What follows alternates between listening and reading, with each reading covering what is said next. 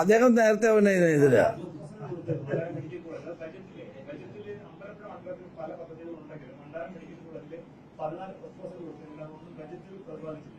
അല്ല, അതല്ല ബഡ്ജറ്റിൽ ഇപ്പം നമ്മളെല്ലാം അങ്ങനെ ഒരു മെഡിക്കൽ കോളേജുകൾക്ക് മൊത്തത്തിൽ തുക അനുവദിക്കുകയുള്ളൂ.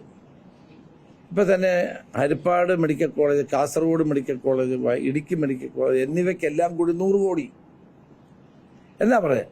അതിൻ്റെ ബഡ്ജറ്റിന് മറ്റു കാര്യങ്ങൾ നോക്കിയാൽ കേരളത്തിൽ നിലവിലുള്ള മെഡിക്കൽ കോളേജുകൾക്ക് വേണ്ടി വേറെ പണം ഉണ്ടാകും. അത് ലംസമായിട്ടാണ് അല്ല ഓരോ മെഡിക്കൽ കോളേജിന് എടുത്ത് പറഞ്ഞിട്ടില്ലല്ലോ, ബഡ്ജറ്റിലുണ്ടോ? ലംസമായിട്ട് കൊടുക്കാറുള്ളൂ.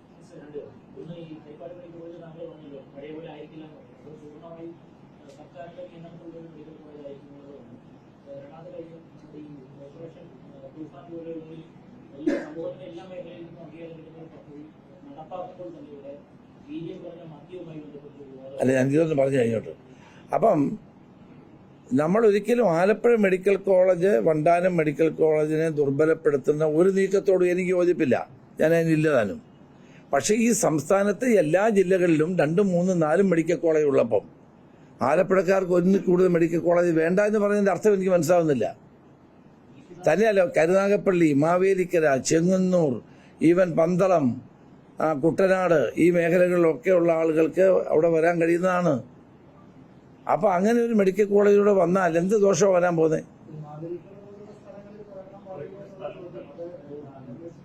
സ്ഥലമുണ്ട്, ഉണ്ട്.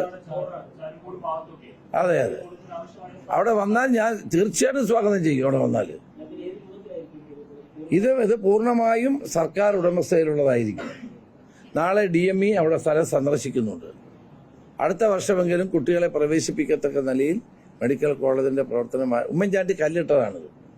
ഉമ്മൻചാണ്ടി ഗവൺമെന്റ് കല്ലിട്ടത് കൊണ്ട് തന്നെ പിണറായി ഗവൺമെന്റ് വന്നപ്പോൾ ഇത് വേണ്ടാന്ന് തീരുമാനിച്ചു. എന്നിട്ട് എൻ്റെ പേര് വിജിലൻസ് അന്വേഷണം നടത്തി. എൻ്റെ പേര് 2 കേസ് കൊടുത്തു. അതിൻ്റെ പേര് മെഡിക്കൽ കോളേജ് കൊണ്ടുവരാൻ വേണ്ടി പോയതിൻ്റെ പേരിൽ എൻ്റെ പേര് 2 വിജിലൻസ് അന്വേഷണം.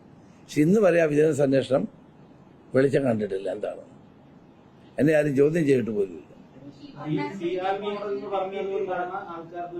ഏതാ? അല്ല, അതൊക്കെ പഴയ കാലമല്ലേ. അന്ന് ഇന്നത്തെ കാലത്ത് അതൊന്നും പ്രസക്തിയില്ല. ആ സർക്കാർ തന്നെ സിയാൽ മോഡൽ എന്ന് പറഞ്ഞു. കാരണം അന്നത്തെ സാഹചര്യവും ഇന്നത്തെ സാഹചര്യവും വ്യത്യാസമുണ്ട്. ഇന്നിപ്പോൾ നീറ്റ് പരീക്ഷയാണ്, എല്ലാവരും മെരിറ്റാണ്. സിയാൽ മോഡലാകുമ്പോൾ മറ്റ് പ്രൈവറ്റ് ആളുകൾക്ക് അവർക്ക് ആനുകൂല്യങ്ങൾ കൊടുക്കേണ്ടി വരും. അതൊന്നും നമുക്ക് കൊടുക്കാൻ പറ്റത്തില്ല. അത് തന്നെയല്ല, നീറ്റിൻ്റെ കാലഘട്ടത്തിൽ, പുതിയ കാലഘട്ടത്തിൽ അതൊന്നും പ്രായോഗികവുമല്ല. അപ്പം സർക്കാർ മെഡിക്കൽ കോളേജായിട്ട് തന്നെയായിരിക്കും ഇത് പ്രവർത്തിക്കുന്നത്. അതെ അതെ, അല്ലല്ല, സർക്കാരിൻ്റെ ഭൂമിയാണ്. സർക്കാർ പണം കൊടുത്ത് വാങ്ങിയ ഭൂമി 18 കോടി രൂപ, 18 തോന്നുന്നു, 18 കോടി രൂപയോളം കൊടുത്ത് സർക്കാർ വാങ്ങിയ ഭൂമി DMEയുടെ പേരിലാണ് അന്ന് രജിസ്റ്റർ ചെയ്തിരുന്നത്. Director of medical education. അപ്പോഴും ആ ഭൂമി അവിടെ തന്നെയാണ്, സർക്കാരിൻ്റെ കയ്യിലാണ്. അതുകൊണ്ട് ഒരു കാരണവശാലും ആലപ്പുഴ മെഡിക്കൽ കോളേജിന് പരിതാപകരമായ അവസ്ഥയുണ്ടെങ്കിൽ അതിന് ആരാ ഉത്തരവാദി നിങ്ങൾക്കറിയാം. 10 വർഷം ഈ നാട് ഭരിച്ച ആളുകൾക്കൊക്കെ ഉത്തരവാദിത്വം ഇല്ലേ? ഞങ്ങളാണോ ഉത്തരവാദി?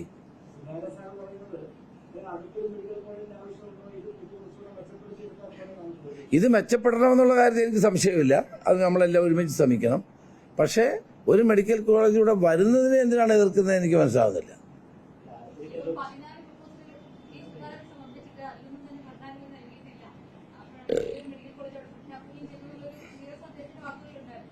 അദ്ദേഹത്തിന്റെ ഏതാവശ്യമുണ്ടെങ്കിലും ഈ ഗവൺമെന്റ് പരിഗണിക്കും. സുധാകരൻ സീനിയർ ലീഡറാണ്, സമൂഹത്തിന് വളരെ വേണ്ടപ്പെട്ട വ്യക്തിയാണ്. അദ്ദേഹം വെക്കുന്ന ഏത് നിർദ്ദേശവും പ്രായോഗികമായിട്ട് ഗുണപ്രദമാണെങ്കിൽ തീർച്ചയായിട്ടും അത് ഗവൺമെന്റ് പരിശോധിച്ച് നടപ്പാക്കും.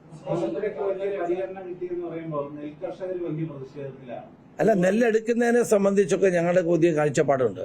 ഇനി വരും ദിവസങ്ങളിലേക്ക് വരും. നെല്ലെടുത്തു കഴിഞ്ഞാൽ പെട്ടെന്ന് അവർക്ക് ആനുകൂല്യം കൊടുക്കാനും പൈസ കൊടുക്കാനൊക്കെയുള്ള വരാൻ പോകും. അല്ല, ഈ ഗവൺമെന്റിനെ സംബന്ധിച്ചിടത്തോളം സാമ്പത്തിക തകർച്ച നേരിടുന്ന ഒരു കാലഘട്ടത്തിലാണ് നമ്മൾ അധികാരത്തിൽ വന്നത്. ഫണ്ട് ഒന്നിനുമില്ല. അപ്പം അതിൻ്റെതായ പരിമിതിയുണ്ട്, അത് നമ്മൾ പരിഹരിക്കും.